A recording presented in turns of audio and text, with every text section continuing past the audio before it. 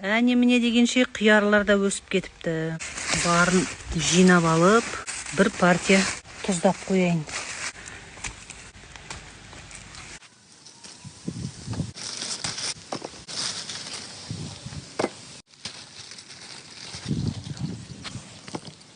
Классикалық әдіс сабынмен жақсылап жуып алдым неке. Осындай ассорти жинап алып келдім.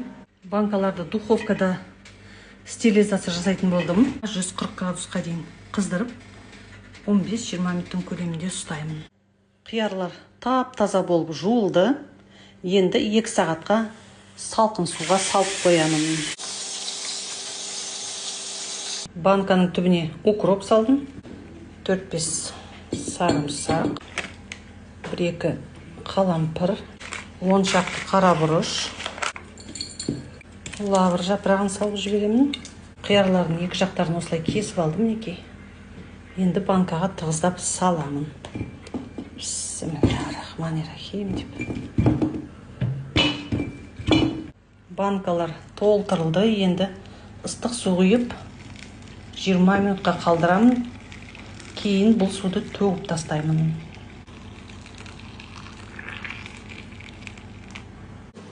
Бұл жерде 2 литрлік банка, 2 қасық тұз, 5 қасық қант саламын.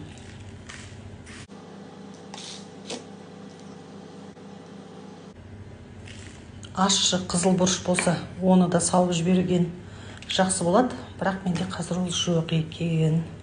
Енді қайтадан жаңадан қайнаған ыстық су құямын. Қияр тұздауға 70% сірке қышқылын пайдаланамын. Ас қасықты толтырмай осылай құямын. Қанты мен тұзы ерігенге дейін домалатып осылай жүргізіп аламыз. Бағанағы 1 шара қиярдан 5 банка шықты. Осылай төңкеріп қойдық. Енді жақсылап қымтаймыз. Екеуі